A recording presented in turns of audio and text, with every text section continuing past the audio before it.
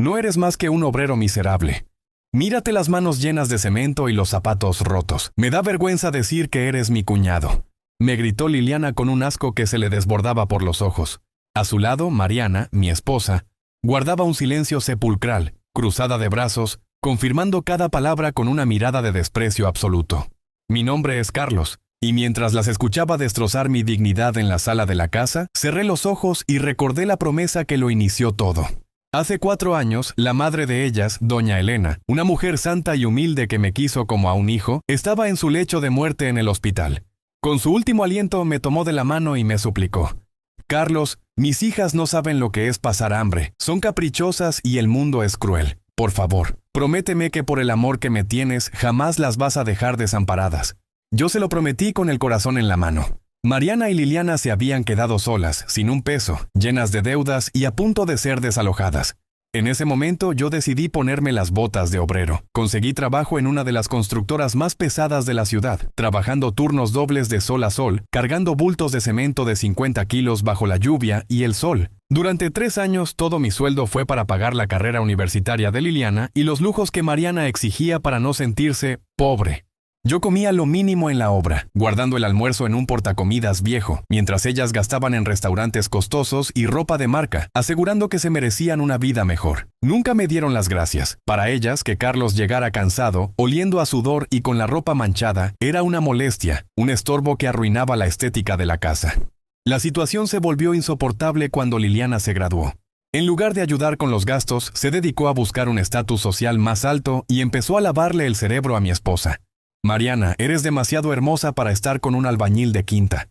Mira a Julián, el nuevo amigo de la familia. Él sí es un verdadero hombre de negocios, maneja autos lujosos y viste trajes caros. Carlos solo te va a hundir en el barro, le decía en la cocina sin saber que yo las escuchaba desde el pasillo.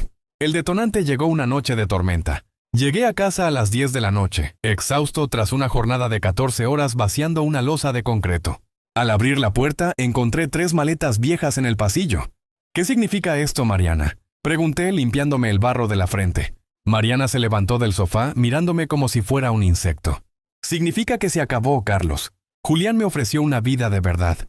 Mañana mismo nos mudamos a un apartamento en la zona más exclusiva. Ya no quiero seguir siendo la esposa de un muerto de hambre. Me das asco. Liliana se acercó y se burló en mi cara. Agradece que te dejamos las maletas. Ahora lárgate a tu cloaca y búscate a alguien de tu nivel. No peleé, no grité. Miré el retrato de doña Elena en la pared. Respiré hondo y entendí que mi promesa con la anciana había terminado. Ellas mismas estaban rompiendo el pacto. Tomé mis maletas, salí a la calle bajo la lluvia torrencial y caminé en silencio. Pero en mi rostro no había lágrimas, había una sonrisa fría. Lo que Mariana y Liliana jamás llegaron a imaginar en sus más locas fantasías es que el uniforme de obrero que tanto despreciaban era mi mayor secreto. Yo no era un simple empleado de la constructora. Yo soy Carlos Aristizábal, el dueño y accionista mayoritario de Inversiones Globales, la multinacional que financia los proyectos urbanísticos más gigantescos del país.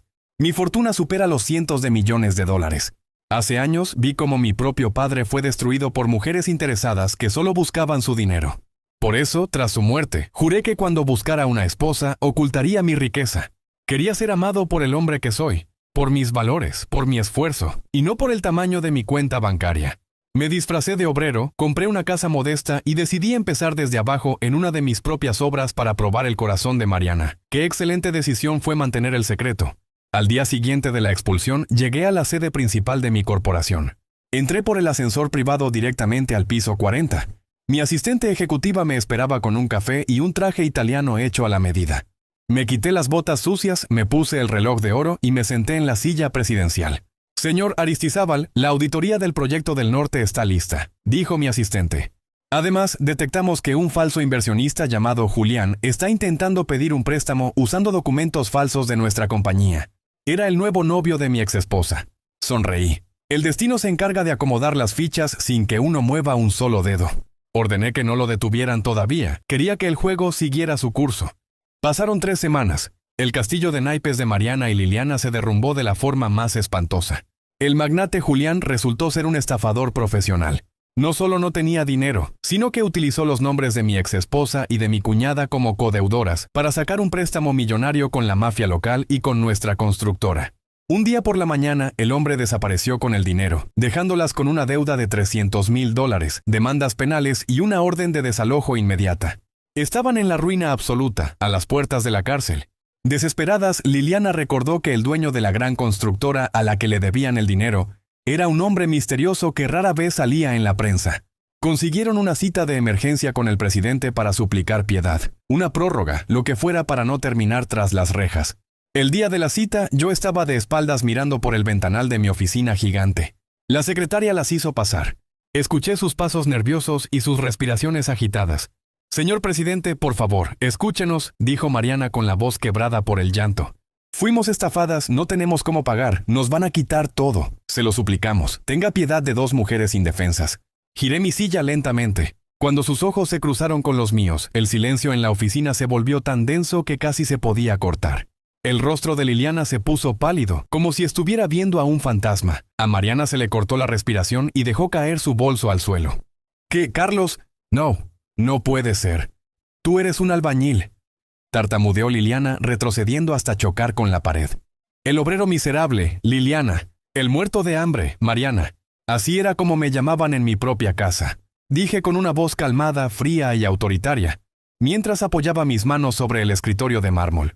Mariana, temblando por completo, cayó de rodillas frente a mi escritorio, llorando a mares. «Carlos, por favor.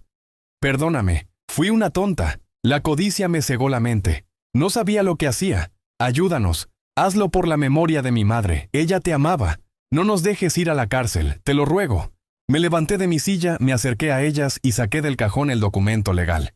Como dueño de la corporación, tengo el poder absoluto. Con una sola firma puedo absorber la deuda, salvarlas y darles una segunda oportunidad. O puedo simplemente romper el papel, llamar a seguridad y dejar que la policía se las lleve hoy mismo. Aquí es donde te pregunto a ti, que has seguido esta historia hasta el final. ¿Debería cumplir la promesa que le hice a la madre de ellas y salvarlas de la miseria?